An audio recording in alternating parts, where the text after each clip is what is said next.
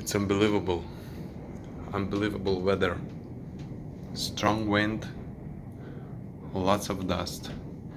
Normally sun is shining. It's beautiful here.